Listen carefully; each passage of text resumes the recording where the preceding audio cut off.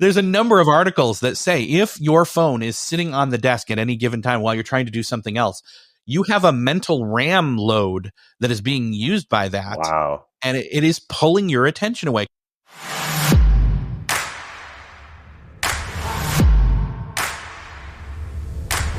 Hey, what's going on, my fellow future millionaires? Welcome to another episode of the Millionaire University podcast. In case you can't tell, Professor Williams has a cold today, but the show must go on. For today's lesson, we will be talking about productivity. They say that knowledge is power, but that's only true if you do something with it. So learning and applying productivity skills will be key in helping you reach your business and life goals. Today, I'm joined by the one and only Erik Fisher, host of the Beyond the To-Do List podcast, where for the past 11 years, he has interviewed hundreds of productivity experts on how they get crap done while keeping their sanity. Now, not only did I have a cold during this interview, but I also forgot to turn on my microphone. Oopsies. But I think it adds character, so we're good. Considering perfection is the enemy to success, I think we're doing pretty amazing over here. Erik is someone that I've actually known about and followed ever since 2013 when I started my very first podcast. And he's just a super genuine, down-to-earth, cool dude. So I hope you enjoy this interview as much as I did. Ladies and gentlemen, without any further ado, I give you the one and only Professor Productivity himself, Erik Fisher. I got started with podcasting and productivity, for that matter, kind of all in the same summer, I guess you would call it. It was summer of 2005, and I'm sitting in a cubicle doing data entry at a university, which was my alma mater. I had stuck around after graduating because there was a girl, and I had to see about her, right? Kind of like the end of Good Will Hunting. I got to go see about a girl.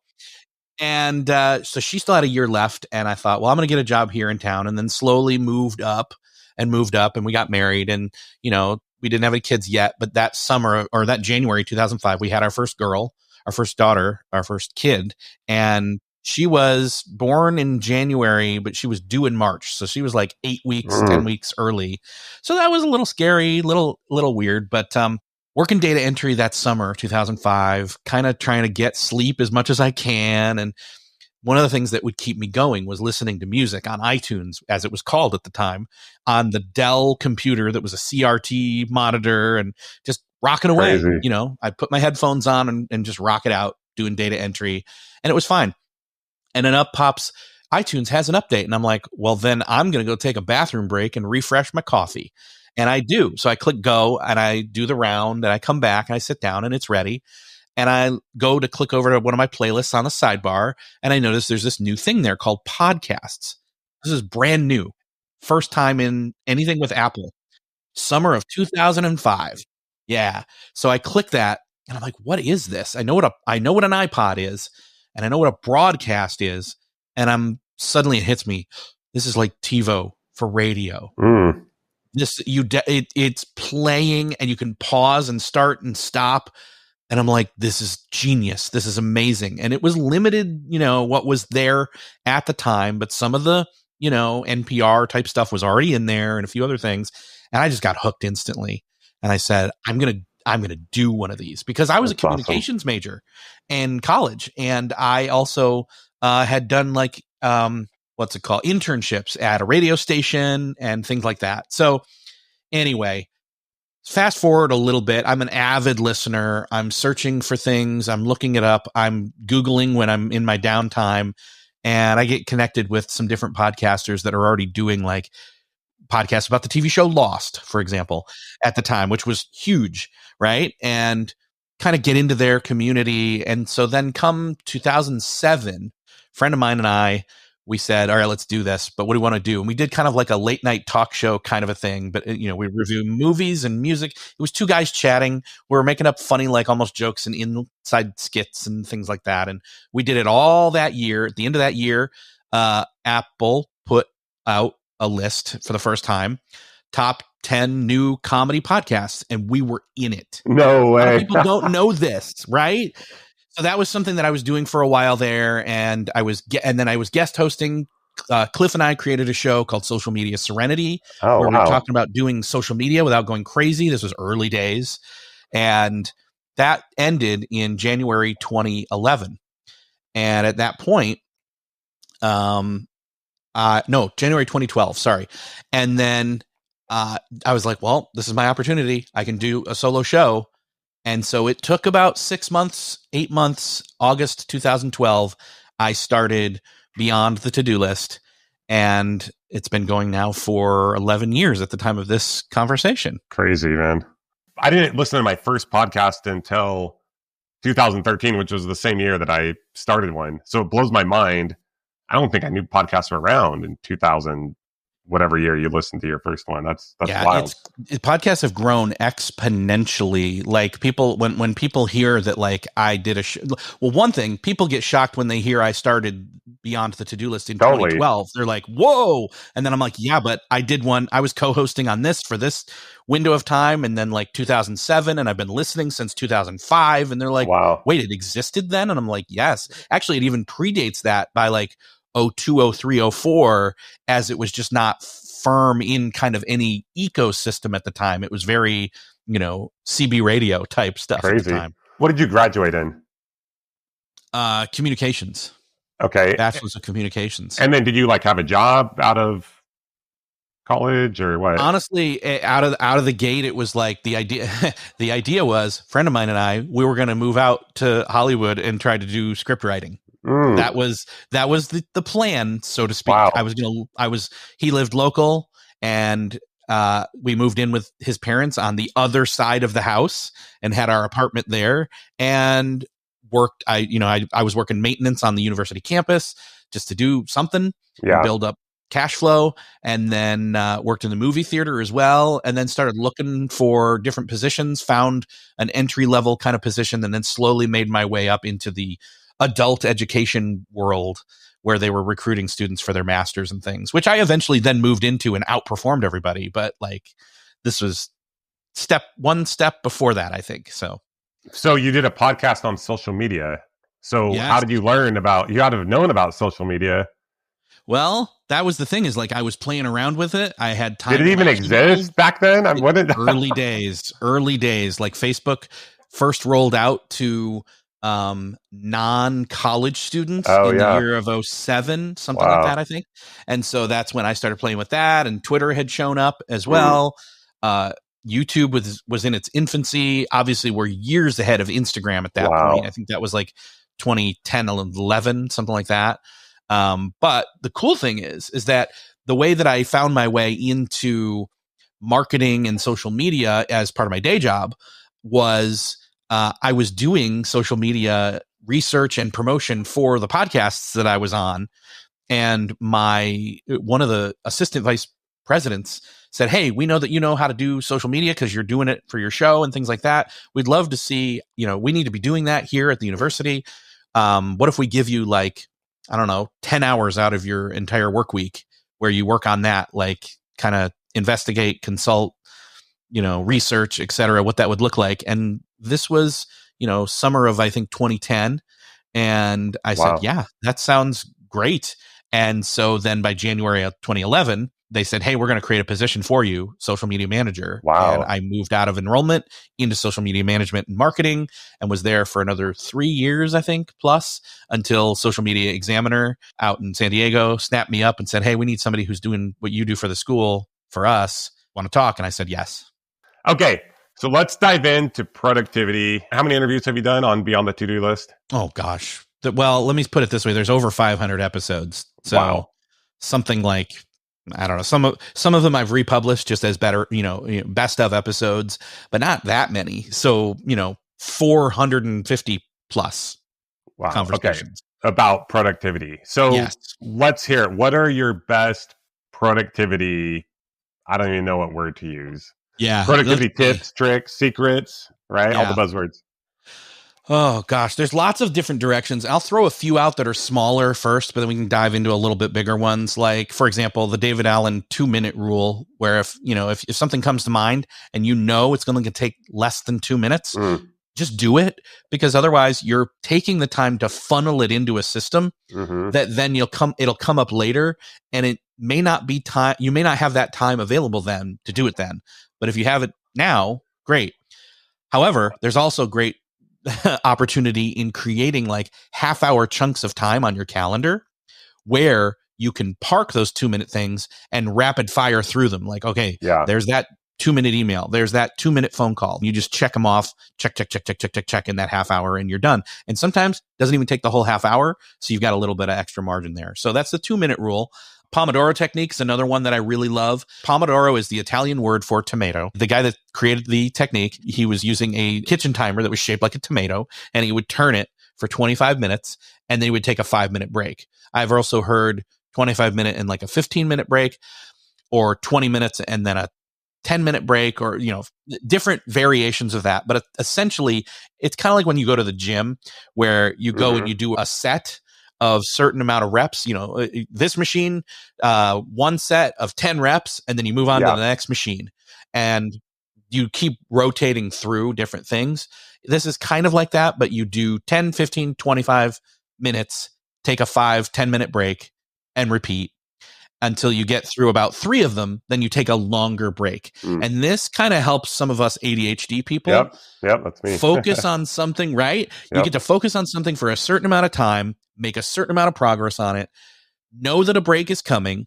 It comes, you stand up, you refresh, you get a drink of water, you do all those different things, whatever, sit back down, do another chunk, and it continues to give you sustained momentum, if you will. It's so interesting because my wife is every once in a while, like, I'll just like, I got to get up.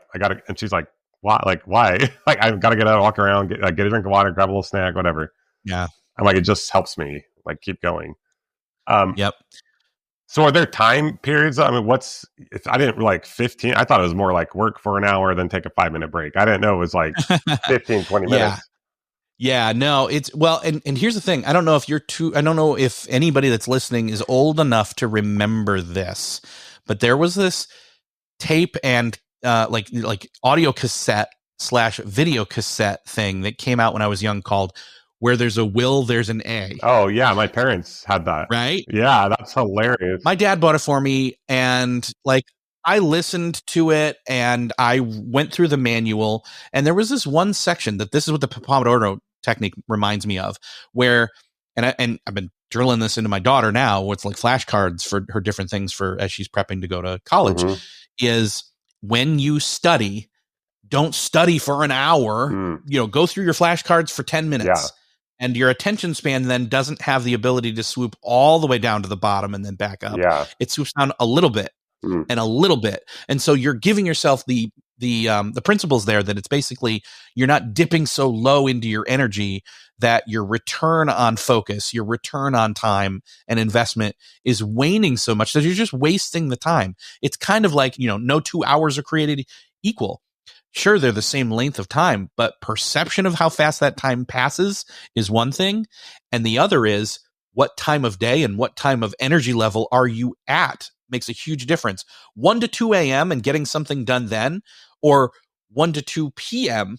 are very different hours. Totally. They're the same length of time, but use them very differently because you want to use them for the optimized thing that you can. Yeah. Okay. I love that. Okay. This is good stuff. Yeah. Limiting multitasking. Again, some of these are very obvious, but we need to be reminded of them. One of the things is like my phone is not sitting here on the desk. Mine either. Yeah. So there's a number of articles that say if your phone is sitting on the desk at any given time while you're trying to do something else, you have a mental RAM load that is being used by that. Wow. And it is pulling your attention away because you're wondering if that's going to ding or buzz or if there's something there. Can you just flip it up and flip it? Okay, nothing. Oh, wait. No, nothing. Oh, wait, what? Oh, no. And it just you keep doing that. And instead, you have to get it out of the way. One of the things that I've found is, again, by using Pomodoro, you get that kind of, hey, in my 5-minute break, I get to check something real quick. Cool. And you can even do it longer when you get through a full Pomodoro cycle of like 3 reps or 3 sets, I should say. But one of the other things that's cool that you can do is you could leave analog tools to capture something if you want to. Having a legal pad and a pen and you pull it over while I'm working. Oh, I'm talking to you, and I just realized, oh crap, I haven't texted my friend about the thing we're doing tonight to remind him of such and such. Well, I pull that over and it's like, text Todd about tonight, and then slide it back away. And you're a parent. A lot of people are parents. They can attest. Those thoughts that pull up are kind of like toddlers. They're like, hey, I need your attention now. Hey, they don't know better, Totally. but you do. They don't know that as long as you don't, I mean, again, sometimes they throw a fit, but whatever. But this is teaching them. This is weaning them off of having to have your constant attention. And instead, if you appease them by saying, I hear you, I see that request, and as soon as I'm done with this, yes, we'll deal with that. And so by them not hearing a no, but a yes in a moment, then when you get to it, like it trains them, it's really you're training. Yeah. You're training the child in yourself, the toddler in yourself, right? By training yourself and your thoughts that when those distractions come up, oh, he's not mad at me. I'm not mad at myself. Mm-hmm. All those good things. Like, it's like, oh, okay. So it's okay to have those. But you know what? If I just let him get his stuff done, then I can bring the stuff up when he's done. Totally. Again, I don't think we ever get rid of it's. I mean, I'm kind of talking like meditation here. The thoughts come, you acknowledge the thought, you let it go away. But in this case, you're capturing it because you're productive. Yeah. Yep. So that's another way to deal with, focus, distractions, limiting your multitasking. Those are huge things. I love it. One of the other biggest things that I've found is sleep. Yeah. Sleep is huge. I even just a half an hour ago, I was looking for something and I found an article, Scientific American. I need to read it, but the headline grabbed me because it said that basically even one lousy night's sleep starts to make you act like you're effectively drunk all day. And I'm like, I believe it. Oh, I've been there many times. Again, us parents know the struggle is real. Yeah. And so I have found that anything that I can do to limit the brightness. Now in the summer, it's different because the sun is out much later in the day and up earlier, which is great because that gets you started faster. But having any kind of rhythms, routines, rituals for the evening that can set your evening up to calm and collect and reflect and different things there, then you can get good sleep. You want to get it cooler. You want to do, nothing in your bed other than what it's for, which, there's one activity and then there's another that's called sleep. And that's about it. And that's really what it's supposed to. I mean, if you're reading in bed, maybe that's okay. Yeah. But definitely not using technology. Yeah. I mean, I try not to do that at all. So, and then, certain supplements are and definitely exercise helps get your, every time I wear my Apple Watch to sleep. Okay. So that it tracks my sleep. Yeah. And then I can kind of see, oh, you woke up in the middle of the night a couple different times. And I didn't even know it, but I did. Yeah. And it was like, and it shows like, well, that day you didn't exercise. Oh, interesting. So having more data there helps. Wow. So no technology, you don't use technology at all in your bed. That's impressive. You put your phone away, like yeah. I put the phone on a charger in a different room. Okay. That's not too far away, but like, I'm in do not disturb mode on the watch. Other than the sleep tracking on the watch, one of the other reasons I started using it was make it mute. No, I don't do noise on it at all. Yeah. And then it's got the vibrate alarm, which then doesn't wake my wife up. Now, on the other hand, hers wakes me up, but I'm usually up before her anyway, so whatever. Yeah, that's okay. You can get woken up. She can't get woken up. Right. Yeah. And trouble. So, and then one other thing with sleep, and Michael Hyatt got me hooked on this years ago, and then there's been some tweaks to it. Taking a nap. Like, you don't have to fall asleep. You just need to shut your brain off. Like 20 minutes, even if you don't fall asleep, if you don't enter into an actual sleep cycle, which you don't really want to do, because at that point, if you get to like 45, 50 minutes and you start to go down into any kind of sleep cycle, when you wake back up, you're groggy for a while. Yeah. But so I set mine for like 35 or 4. I think I set it for 40 minutes. Yeah. Because that gives me 5 to 10 minutes of leeway in terms of, okay, I haven't fallen asleep just yet. Gives me about 20 minutes, and then it'll go off on my wrist and wake me up. Some days it doesn't happen at all. Other days And again, certain times I'm able to make it happen. Often it happens. Yeah. Days that it happens, great. Days that I try, but even if it doesn't happen fully, even just stopping for a little bit and letting the brain reset and stopping thinking and just laying there with my eyes closed, even if I don't fall asleep or anything at all, the brain just resets and I pop back up. And then there's variations you can do on this, like a nappuccino, where you do a shot of espresso, then lay down. It takes 20 minutes plus for the caffeine to hit your bloodstream. And if you lay down for that 20 mints, you're kind of getting a nap and a caffeine boost. Yeah. And then you pop back up and you're like, yeah. You're like ready to go. That's awesome. I heard you talk about that on the podcast. I listened to you last night. Yeah. But I probably should have listened to it last night because. So that's some things. I know there's a couple other things, like you can theme your days and even theme like certain times of day. Because again, energy management is what kind of we're getting at here with the whole sleep thing. But instead of just taking breaks, take mindful breaks, do some meditation or some unplugging and recharging during that time. Themed days or themed times of days is, specific times of the day. You're better at doing certain things. And this is going to vary from person to person. You do a time journal and you say, okay, I did this at this time of day. Yeah. How did I feel? Those kind of things. You have to do the homework on this for a good week or two, but you will find that with that data, you're like, I got to stop doing like podcast interviews at 12, at 1 o'clock in the afternoon, right after lunch, because I'm tired from having just eaten. Yeah. And again, maybe that means you adjust your diet that so you're not, scarfing down pasta before the conversation. Or maybe it means you do it at 10 a.m. when you're still way more awake for the day. Yeah. Things like that. And then let's see, I'm trying to think of something else here.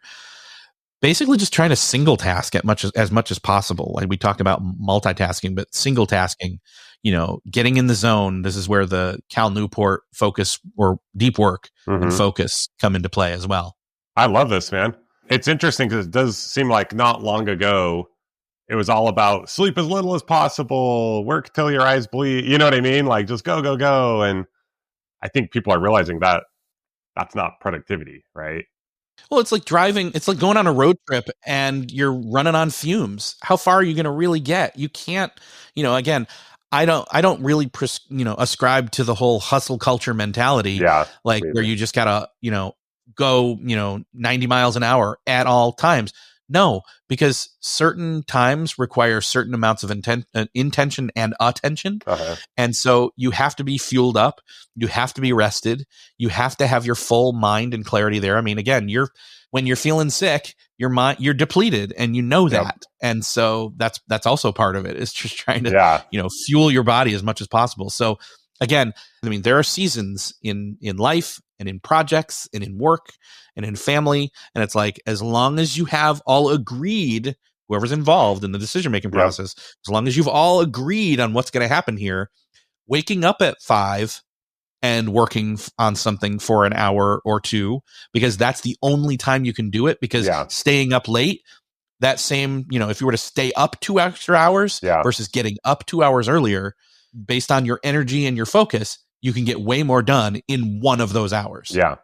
Okay. So you have an 18-year-old. You have 2 kids? Yes. So then my daughter's 18, going off to college. My son has just started 6th grade. Crazy. So he's about to turn 12. So basically on the front end, we had an only child. Yeah. And now she's leaving and we're going to get another only child scenario. So it's one thing talking to people who are sometimes like trying to do too much and cram all this stuff in a day. What do you say to someone who needs like motivation and they got to get stuff done? You look for the quick wins. I love David Allen's concept of the brain dump. I will often go to a coffee shop and just get out of the house, change the scenery, different mood, different music, different lighting, different amount of people, whatever.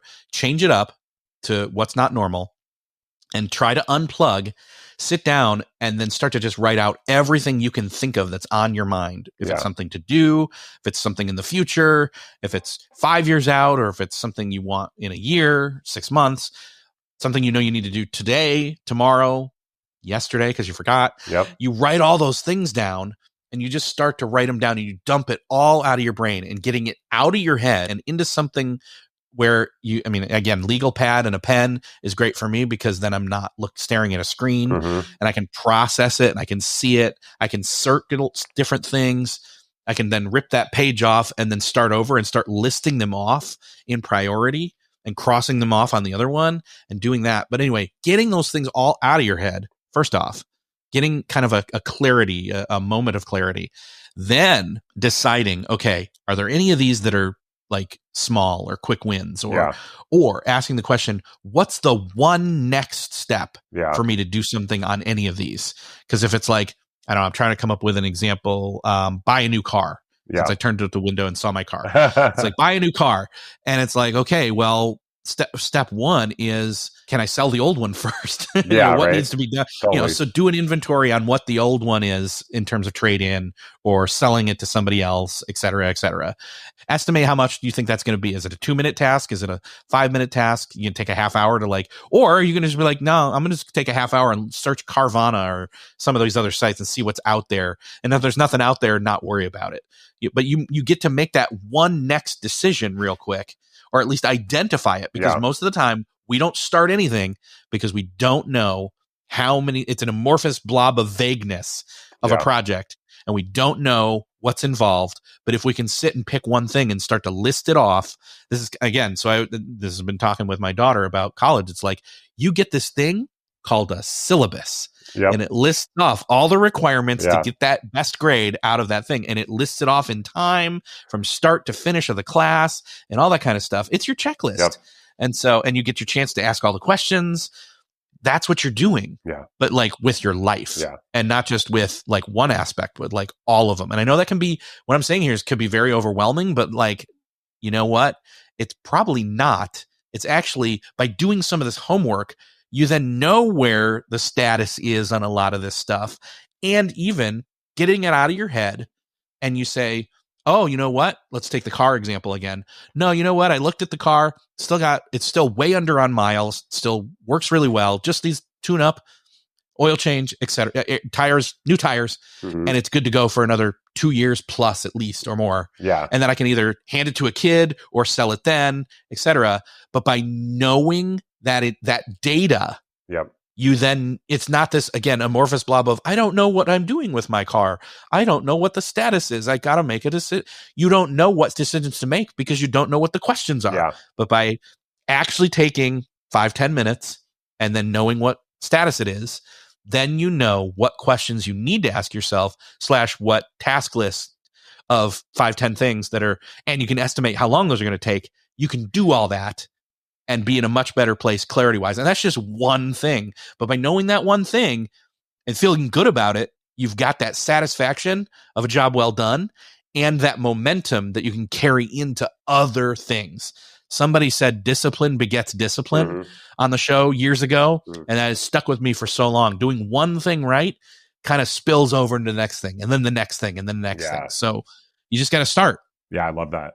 And that is kind of like going to the gym, how you mentioned, it's like, when you work out, you want to keep working out, right? You're like, oh, this is, I like this, right? So that endorphin rush carries over to better sleep, which then carries over. And I feel better, and I want to eat better, and I want to do more activity, and and then you sleep better, and so on, and it's a flywheel. Yeah. All right. Any final major productivity thoughts you have before we transition here? I think it's a good start. I think we've given a lot of stuff. Okay. So I love it. That was good. Let's give it up for Erik Fisher. I don't know about you guys, but I think I'm going to be taking a lot more breaks and naps from here on out. This was actually only the first half of a 2-part interview that Erik and I did. In the second half of our interview, we geek out about all things podcasting. I would join that one because it's all just podcasters. Awesome. It's like our own private Slack for podcasters. So if you've ever thought about starting your own podcast, that is an episode that you will not want to miss. In closing, I want to share a quick quote I recently came across from Stephen R. Covey. It says, I am not a product of my circumstances. I am a product of my decisions. What decisions will you make today and this week that will affect the person that you become and the business and life that you have tomorrow and in the future? It really doesn't matter where you've been. It only matters where you're going. And that choice is 100% up to you. We'll be here to support you, but we can't do it for you. So figure out where it is that you want to go and keep taking that consistent and persistent, effective action towards those goals. And you won't be disappointed with where you get. Until next time, this is your Chief Money Making Officer, Professor Williams, signing off. Class dismissed.